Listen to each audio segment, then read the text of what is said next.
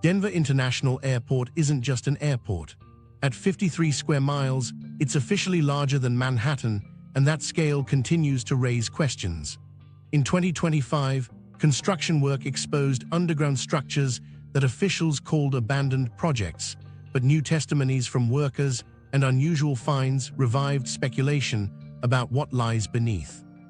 At the same time, DIA handled roughly 82 million passengers in 2024, ranking among the busiest airports on Earth and expanding its global role. We'll explore the art that unsettles travelers, the baggage fiasco that never seems to end, the tunnels contractors weren't meant to uncover, and the claims from those who built it. But before any of that, there's one basic fact about this place that makes all the other mysteries harder to ignore. Bigger than a city. 53 square miles. That's how much land Denver International Airport occupies, an area so vast it surpasses the size of many US cities. For perspective, Manhattan measures about 22.8 square miles. Denver's airport is more than twice that. If you stand at one edge, the opposite boundary disappears against the horizon. The scale is not just unusual, it is unmatched among most airports of its class. Most airports expand in line with demand, but DIA was built differently. For comparison, Hartsfield, Jackson, Atlanta, one of the busiest hubs in the world, handles more passengers on a fraction of the land. DIA's landholding, over 33,000 acres, is unusually large even for a major transfer point. The official explanation is straightforward. Planners in the late 1980s acquired sweeping acreage to prevent the kinds of congestion problems that plagued older facilities. They wanted a vast, unconstrained aerotropolis with room to grow for centuries. On paper, it was forward-thinking. By spacing runways far apart, they could allow simultaneous landings and takeoffs, improving efficiency even in adverse weather. By carving out wide buffers, they could build without hitting the limits faced by airports hemmed in by cities. That is the reasoning officials still cite. But there's an undeniable fact. Decades later, broad sections of land remain fenced off and largely untouched. Satellite views show mile after mile of grassland inside DIA's perimeter, with no paved facilities, no commercial development, nothing at all to suggest aviation use. This lingering emptiness has fueled speculation. If not all of that acreage is needed for flights, what is it held for?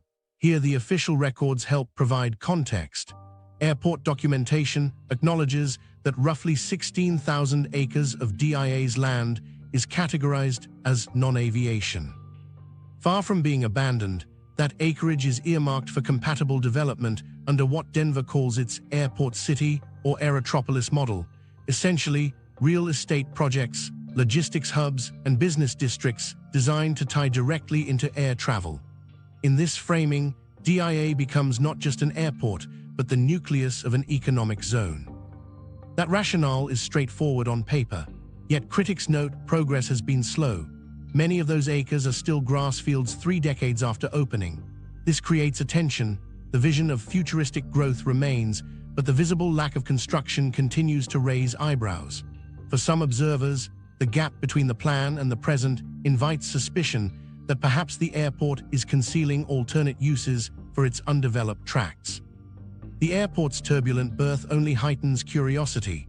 Construction in the 1990s encountered years of delays, billions in cost overruns, and frequent contractor turnover. Large projects with this degree of financial bloat often unintentionally create lasting doubt, a sense that what taxpayers were told may not be the whole story.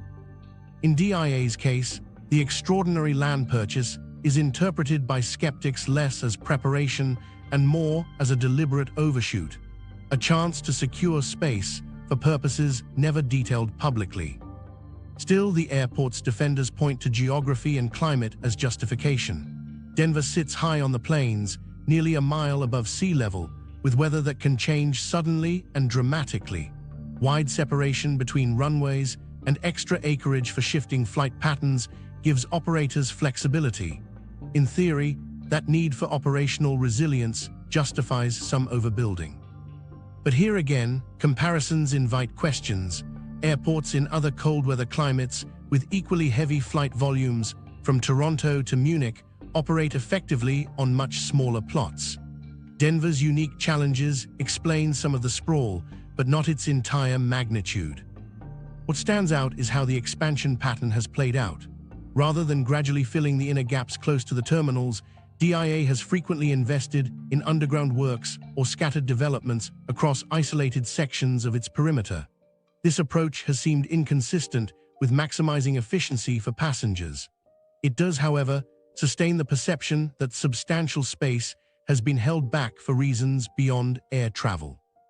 By 2024, traffic figures proved that Denver had not simply overbuilt without cause. The airport processed over 82 million passengers, cementing itself among the busiest airports on Earth. But even then, its size remained disproportionate to immediate aviation needs. Atlanta, by contrast, moved more traffic on far less land. That imbalance keeps alive the central mystery. Why is so much of DIA's vast area still unused, even after the flood of passengers had arrived? From one angle, the story is pragmatic, a grand vision of planning ahead, an aerotropolis designed to anchor Denver's economy far into the 21st century. From another, it remains puzzling, millions of square feet unpaved, fenced off, and unexplained to casual observers.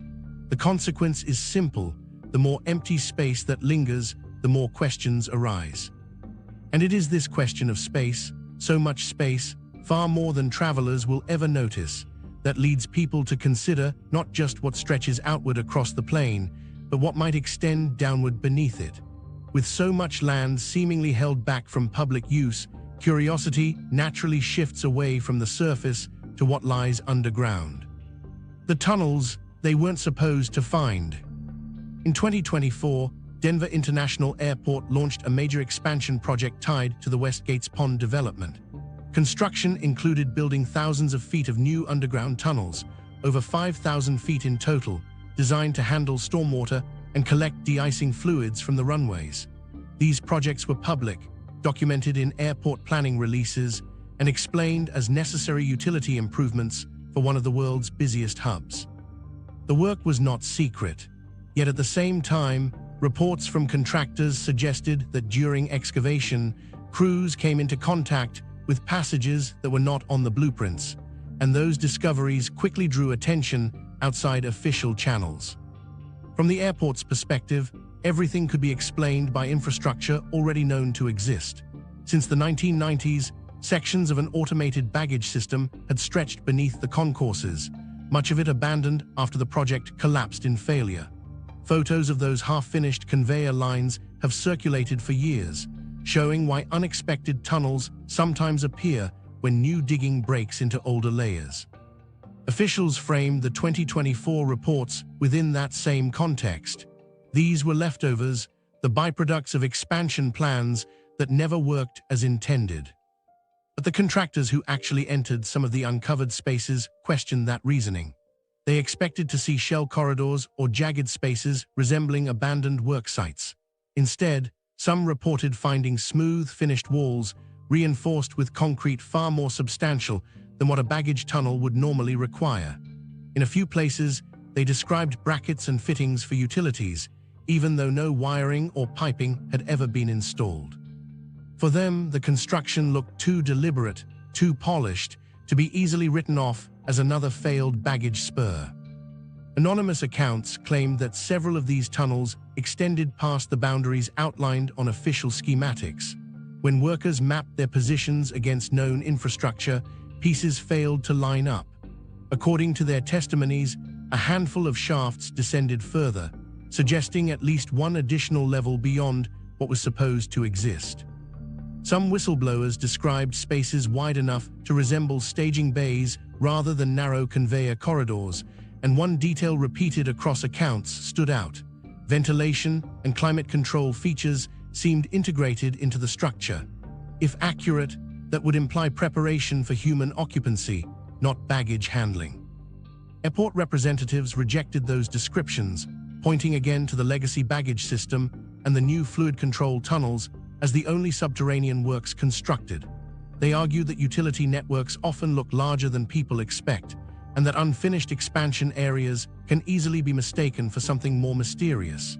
To reinforce their explanation, they pointed to the early 1990s baggage fiasco, which left mile after mile of tunnels that never found a purpose. Heavy concrete could have been used to shore up shifting soils, they said, rather than to withstand prolonged human presence. Still, the matter wasn't that clear-cut.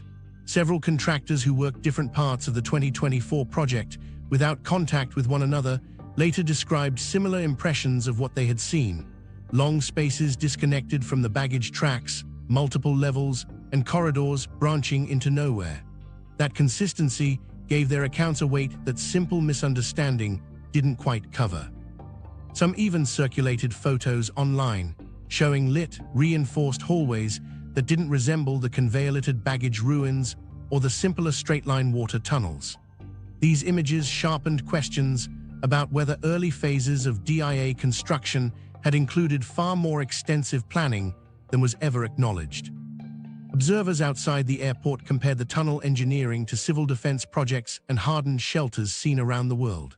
For them, the depth of reinforcing, the scale of excavation, and the apparent allowance for ventilation surpassed what utility tunnels would normally justify. They pointed out that airports elsewhere, even those with abandoned underground systems, tend to leave behind fragmentary passages or unreinforced cavities, not finished corridors with industrial supports. Critics countered that without blueprints in hand, outsiders might be judging incorrectly, reading ominous intent into what could simply be overbuilt foundations. The history of Denver International's construction only added fuel to the debate. When the airport was built in the early 1990s, costs overran by billions of dollars, and the project faced constant delays. Critics at the time wondered how an airport could have absorbed so much extra money.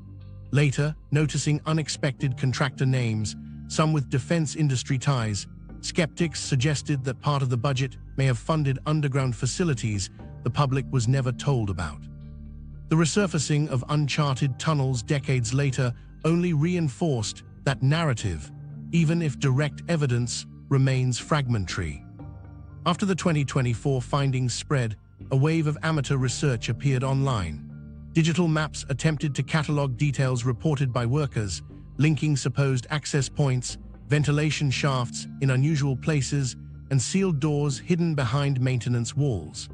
While much of this effort mixed interpretation with speculation, certain inconsistencies were difficult to reject outright. The airport's own diagrams showed one version of the underground network.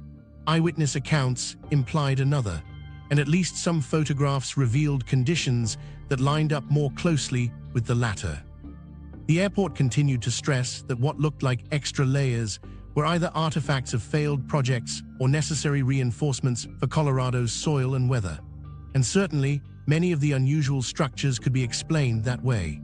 Yet the qualities that stood out, smooth concrete, climate control fittings, multi-level descriptions, remained unaccounted for in any official explanation. Even those who normally cast doubt on conspiracy theories admitted that DIA's unusual construction choices leave ample gray areas. What happened in 2024 didn't prove the existence of hidden bunkers or Cold War-style command facilities under Denver International. It did, however, confirm two truths at once: that very real new tunnels are being built for routine function, like de-icing and stormwater collection, and that other passages recorded by workers don't seem to match the official maps in circulation. The tension between those two realities is what keeps the story alive. Public utility projects explain part of the underground, but not necessarily all of it. And the persistence of unexplained underground space ties back to another nagging reminder of Denver International's unusual history. The airport's most infamous underground feature isn't a secret chamber or a hidden bunker. It's a failed experiment in baggage automation. That project left entire networks of abandoned conveyors sealed beneath the runways, and every time construction crews encounter them, they become part of DIA's mythology all over again. A baggage system that refuses to work. When people talk about Denver International's strangest flaws, one problem keeps resurfacing: the airport's baggage system. From its very first day of operation, It was meant to be the crown jewel of a futuristic airport. In the mid-1990s, DIA promoted a fully automated network that would carry suitcases from check-in to aircraft using underground conveyors controlled entirely by computer. The pitch was simple: no more long delays, no more misplaced bags, and no more frantic staff moving carts across crowded terminals. If it worked, passengers would receive their luggage faster than anywhere else in the world. In reality, it became one of the most expensive failures in commercial aviation history. The original Automated Baggage System, or ABS, was unveiled with great ambition but almost immediately broke down. Luggage was chewed up by misaligned rollers, thrown from belts onto the floor, or sent in circles to the wrong gates. Airlines complained they could not depend on it. News outlets turned the system into a running joke, calling it an embarrassment for a brand new airport already plagued by delays and cost overruns. Because the system required so many corrections before it could operate reliably, it contributed to DIA's opening being pushed back until 1995. By the time planes finally took off from the new facility, the ABS had already become infamous for failing at its only task. For years after the launch, engineers kept trying to solve the problems. Millions were poured into upgrades, software tweaks, and rushed maintenance. Yet the system never achieved the seamless dream promised in the glossy marketing of the early 1990s. By the mid-2000s, most of the network had been shut down entirely, and airlines reverted to traditional manual sorting and transport. The only parts that stayed in use were smaller segments connected to United Airlines operations. Eventually, those too were decommissioned. By 2005, what remained underground was mostly idle machinery, miles of belts, sensors, and abandoned automated carts left buried beneath the concrete. So much equipment had been built into the foundation of the airport that removing it became more expensive than simply leaving it out of sight. This is why pieces of that failed network still exist beneath concourses today. The cost of the fiasco was staggering. Reports vary on exactly how much money disappeared into the project, but everyone agrees it ran into the hundreds of millions of dollars. Industry observers widely regard it as one of the most expensive baggage system failures in aviation history. That reputation stuck to DIA for decades, painting it as a place where technology promises collapsed under their own weight. It also helped shape the perception that the airport was mismanaged from the beginning, with ambitions far beyond what was practical. Nearly 3 decades later, in the early 2020s, airport officials attempted once more to modernize baggage handling. By then, Denver's passenger numbers had exploded, straining the infrastructure. Federal support helped fund new baggage projects, and DIA announced plans to introduce more efficient systems with updated scanners, smarter control software, and redesigned conveyors. The idea was not to resurrect the old ABS, but to create a new platform learned from modern airports like Dubai, Amsterdam, and Munich, where automation already worked at scale. The hope was to finally put an end to the bad reputation lingering from the 1990s debacle. But implementation was harder than advertised. In 2023, during trials of the most recent upgrades, glitches appeared again. Bags became caught in choke points, conveyors halted unpredictably, and sensors misread loads. Though these breakdowns were not as catastrophic as the original ABS collapse, they damaged public trust quickly. Many travelers saw delays at baggage carousels, while airport staff were forced to step in manually. News reports recycled the old narrative. Denver can build the world's largest airport, but it cannot get luggage handling right. What made these struggles more frustrating to observers was the contrast with other global airports. Elsewhere, automation had become routine. In Europe and Asia, systems already sorted, scanned, and routed luggage with high reliability. Why was Denver still falling short? Airport officials offered explanations. Denver's size is unusual, its layout more sprawling, and its passenger growth exceeded projections. Coordinating an overhaul of baggage handling in such a large, complex facility posed challenges that smaller airports never had to face. Still, for passengers waiting at carousels, those justifications did little to ease irritation. Internally, the situation highlighted the problem of legacy infrastructure. Because so much of the old ABS hardware was embedded in the airport's foundations, newer upgrades often had to work around outdated equipment rather than start fresh. Engineers noted that loads of conveyor tunnels still existed underground, empty or partially dismantled, but still dictating where newer systems could realistically be installed. This legacy spiderweb complicated improvements in a way most travelers could not see, but staff understood all too well. What looked like incompetence from the outside often came down to the difficulty of revamping a system built on flawed foundations. Despite these explanations, the baggage issues continued to fuel suspicion.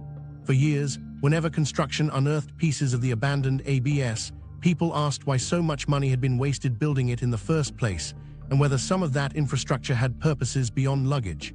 Officially, it was just a badly conceived system abandoned by 2005. Unofficially, the reminders of those tunnels kept sparking questions about what else might have been constructed underground.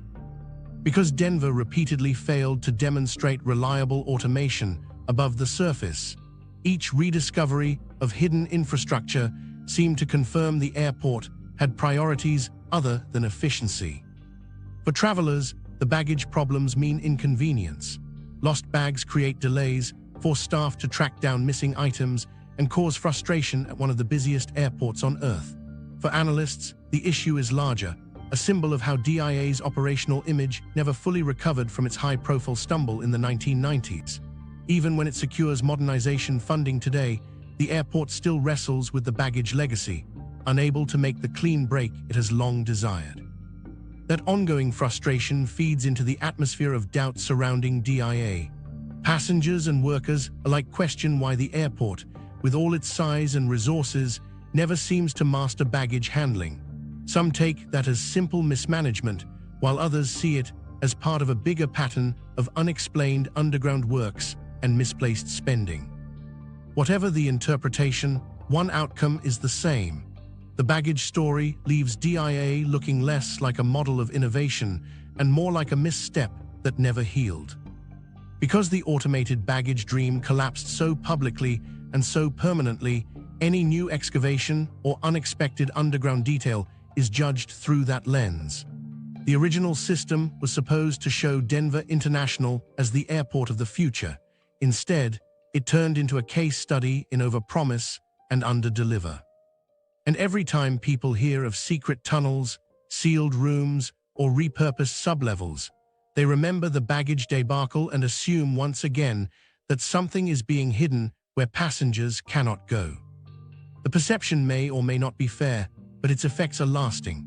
Nearly 30 years after opening, a broken baggage system still shapes how people think about what Denver International hides from view. And while that baggage history anchors suspicions about what lies below, the airport's most visible mysteries lie not underground at all, but plastered right on its walls. Artworks so unsettling and so widely discussed that removing them only made the questions louder. The murals, they changed. For decades, one of the most striking features inside Denver International wasn't hidden underground at all, but hung directly on the walls, its murals. Unlike the calming landscapes or regional imagery common in airports meant to soothe travelers, the paintings that lined DIA's concourses depicted vivid, often unsettling scenes. Visitors saw smoke curling from ruined cities, military troops looming over crowds of children, and extinct-looking creatures preserved as if the natural world had ended. The largest pieces spanned entire walls, demanding attention from anyone walking past. To some viewers, the imagery seemed profound and allegorical, but to many others, it looked more like a bleak prophecy than decoration for a busy travel hub. The artist behind those works, Leo Tanguma, provided a very different explanation. In interviews, he described the murals as two-part narratives, one panel showing humanity's darkest outcomes, war, oppression, environmental collapse, and another then presenting the possibility of recovery, peace, and community across cultures. His stated intent was not to glorify destruction, but to emphasize that cooperation could overcome chaos. In his words, the imagery was meant to promote peace, even if it did so by first confronting the reality of violence. Still, For someone pausing in front of a masked soldier, raising a weapon over crying children, that hopeful reading was difficult to reconcile with what they saw. Over time, those paintings became inseparable from the mythology of the airport. Travelers documented them in photos, writers analyzed their symbolism, and commentators argued over whether they represented social critique or something more sinister. Online forums frequently highlighted the starkest details: children in coffins, flames consuming skylines, soldiers in gas masks.